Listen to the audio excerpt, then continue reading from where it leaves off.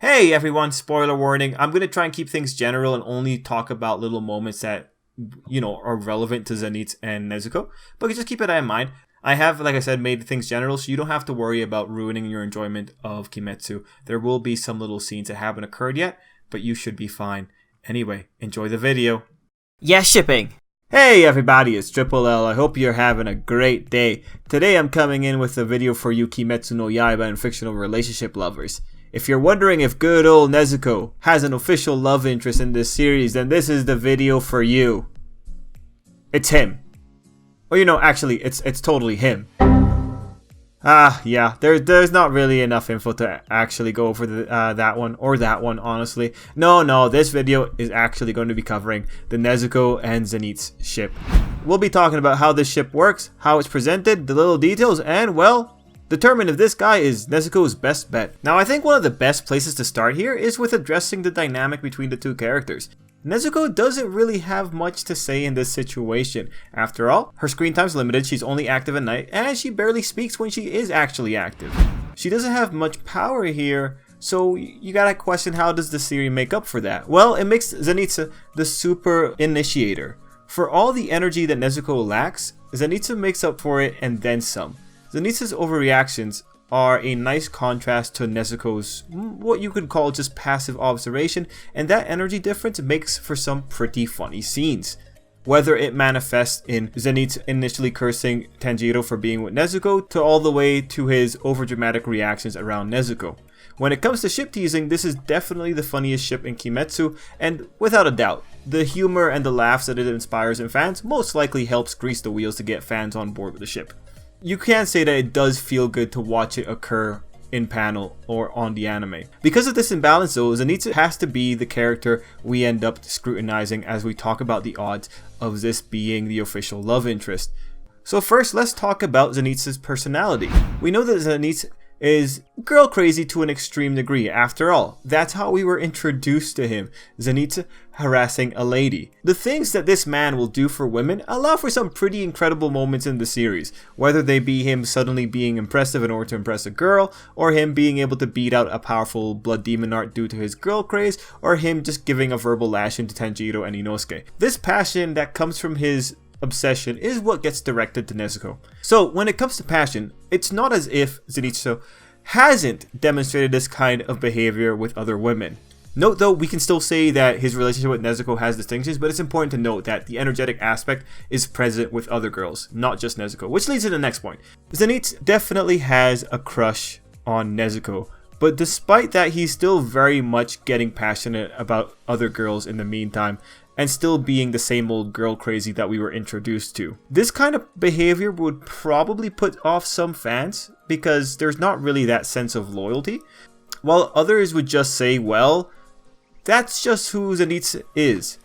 I would agree with the latter myself.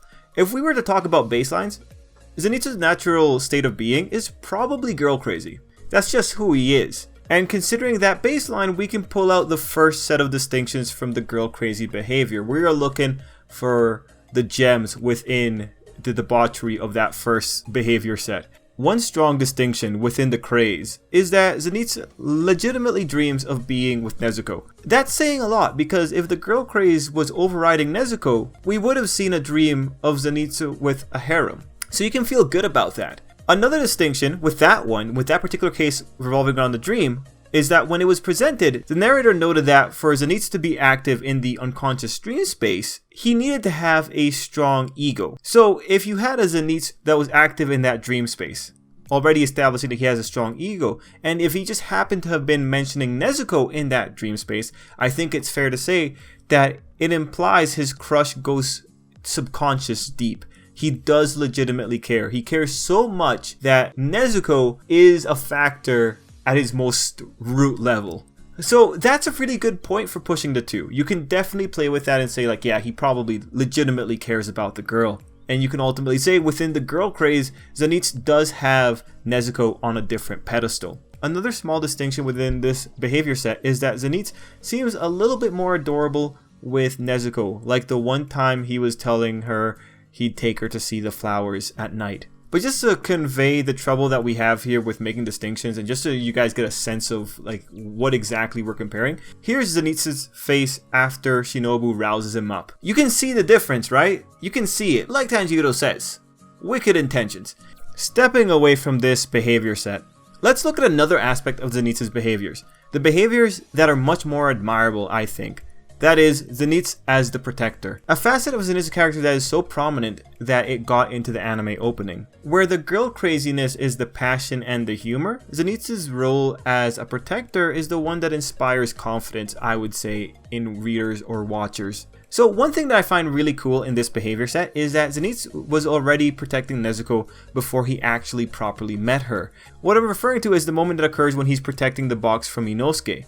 This is a moment that is adorable in hindsight, and it was also the moment that was used to show Zenitsu in a good light. This moment also goes to say that Zenitsu as a protector is a legitimate part of his character and not something that only springs out because of his crush. When Zenitsu says he will protect Nezuko, the boy definitely means it, and he has said it to her, legitimately. What's worthwhile when he said it was, one, he was asleep when he did it, which just furthers the idea that Zenitsu is much more admirable when he's asleep, and two, that Nezuko actually had a reaction to it.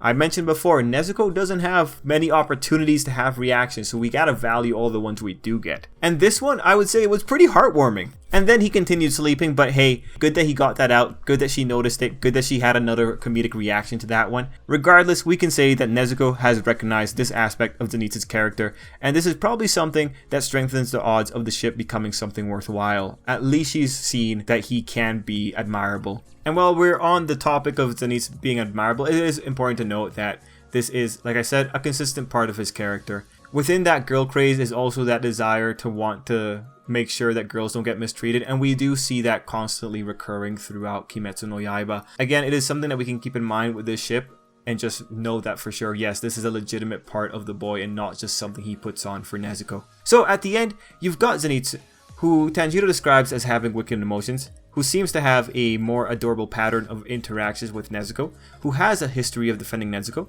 and who has a history of saying that he's having heart attacks due to her cuteness. Will he end up with her? I don't know. He clearly wants to end up with her, and if it were going to happen, I imagine it would happen after the series end and we're in the epilogue chapters, maybe. I mean, to be fair, Zenitsu has already asked to marry her, so maybe she was cognizant enough to understand that at that point. But yeah, like, this is definitely something that I wouldn't see happening until much later in the Kimetsu no Yaiba game, especially because Kimetsu no Yaiba is relatively slow with developing ships for the kid characters. It definitely seems like it's going to be doing what most shonen do and just keep the relationship fruitions at the end of the series. Another big question is, of course, would Nezuko accept Zenitsu? Would she accept his proposal? Hard to say. We haven't seen enough material from Nezuko's side to be able to say for sure. And even now in the current arc of the manga, as of this September 2019, Nezuko's not involved here. So it may be a while till we actually see anything worthwhile. The amount of interactions that they've had is pretty scarce. The amount of interactions where Zenitsu is not the main aggressor, also pretty scarce. But one thing that we can say for sure is that with Kimetsu no Yaiba right now, Nezuko's biggest ship tease is with Zenitsu.